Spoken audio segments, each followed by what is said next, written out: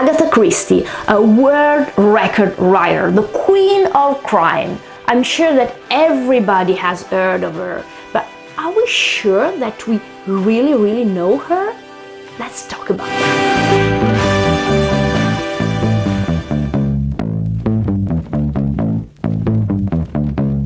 Hi guys, welcome back to Maiora, welcome back to this playlist about English literature. Today we're going to talk about Agatha Christie.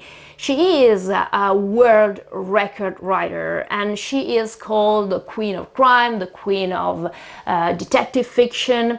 I'm sure she's so famous, I mean everyone has heard something about her, but let's see together today something more about her biography, her life. There are a lot of curious or interesting aspects, a lot of world records we are going to mention, and in my following video we're going to talk specifically about her works, so her style, techniques, and so on and so forth. Let's start saying that Agatha Christie was born in 1890 in Devon and she died in 1976 in Oxfordshire at the age of 85. She was born in a family that belonged to the upper middle class, and her full name was actually Dame, and we're going to talk about this title later, Dame Agatha Mary Clarissa Christie. Christie was actually the surname of her first husband, Colonel Archibald Christie, but she was born Miller. Okay, Miller was her original surname. She was so prolific, and she is the world best-selling novelist. So this is a huge world record, the world best-selling novelist. She wrote 75 novels, and 66 of these novels are actually detective novels. And then she also wrote 14 short stories collections.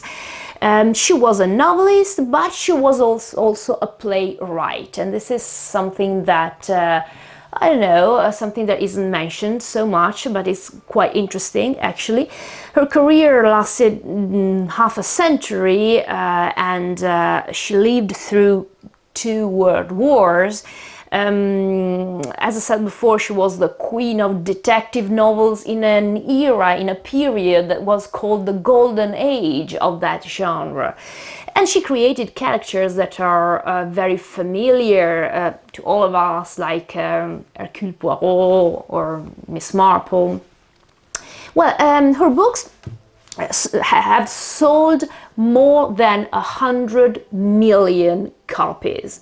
That's a huge number, and that's another world record. And they were translated into around 100 foreign languages, which is another world record, by the way.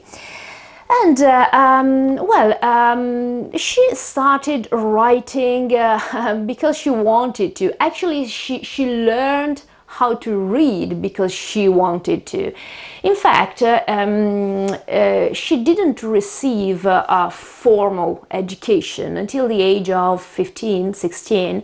Her mother and her father decided to educate her personally, so she was educated especially by her mother. And she started reading actually before her mother wanted her to, okay, spontaneously. The environment at home was very peculiar, quite esoteric. In fact, her mother, Clara, was supposed to be a psychic, and she lived her childhood she developed a very strong imagination, imaginary friends, and well, she had a very active imagination, and that was certainly one of the most important aspects of her art and literature. She actually began writing, and she wrote her first detective fiction while she was working as a nurse during the First World War. Her first novel was The Mysterious Affair at Styles, and in this novel she introduced one of her most famous characters, Hercule Poirot. And this very particular Belgian Gothic detective reappears in about 25 novels until he comes back to Styles, okay, to this place, because the first novel was The Mysterious Affair at Styles, which is a place, and then he comes back to Styles in another novel. The title is Curtain, and there he dies. By the way, he doesn't come back. I'm saying this because you probably know that Sherlock Holmes come back from the dead. I mean, his writer, Sir Conan Doyle, also killed his main character, Sherlock Holmes, but the fans, okay, the audience, today we would say the fan base, rebelled against that, and basically he had to resuscitate his own character. Well, this is something that Agatha Christie didn't do. So Hercule Poirot was dead, and he stayed dead. And then we'll talk about him again when we talk about the way she actually changed the stereotype of the traditional detective, okay, at the time. He is not the only very famous main character she wrote about. Another one is certainly Miss Marple, Miss Jane Marple, this elderly spinster. Her first appearance is in the novel Murder at the Vicarage. And then she appears again and again, and those characters become, as I said before, extremely loved and familiar. Anyway, Agatha Christie's major recognition, we can say so, arrived with the work The Murder of Roger Ackroyd. And this work, this masterpiece, was followed by many other novels. As I said before, she was very prolific. The legend is that the publisher just asked for a new novel or stories, and in just in no time she had it ready, and or at least the majority of these stories were supposed to become bestsellers. And they were serialized in very popular and famous magazines, both in England and also in the States, in the United States. Anyway, as I said before, Agatha Christie wasn't just or only a novelist. She didn't write only novels or short stories. She was also a playwright, and a very successful one, by the way.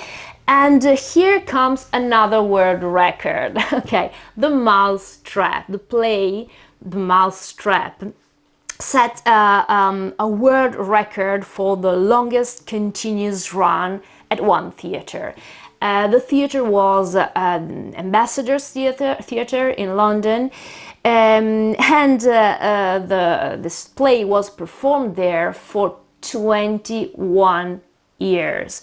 For a total number, I'm going to read this because I don't remember that, 8,862 performances. This is huge. You're going to tell me this is amazingly, I mean, that's so much, but that's not all, because then the play was moved to St. Martin's Theatre in 1974, and then it continued being performed there, continued until COVID. So this is something that the pandemic unfortunately stopped, but it continued until, okay, our years, the years of COVID, unfortunately, for a total number of 28,000 performances. I mean, this is incredible, okay, this is really incredible.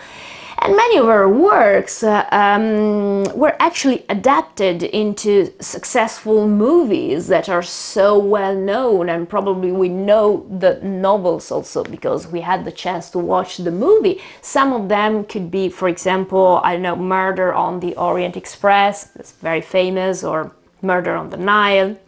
And then there were known, This is another world record. This is the best-selling book, I mean, of all times. So this is also huge, okay? So that's also amazing. So as I said before, her period was the period that was also considered the golden age of detective fiction.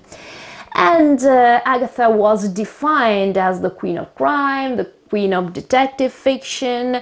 She was so famous all over the world. Again, in my next video, we're going to talk about why, how her novels could be that successful. So the techniques she used, why she was so innovative, okay? 1926 was a year of change, definitely a tragic year for her. In fact, her mother died, and that was the first trauma. And her husband, Colonel Archibald Christie, requested a divorce. They had a child, and it was her only child. Obviously, that was a very traumatic situation, and something very strange happened because she disappeared. She disappeared for a while, and then she reappeared in a hotel under the name of the woman her husband wanted to marry, which is also quite peculiar.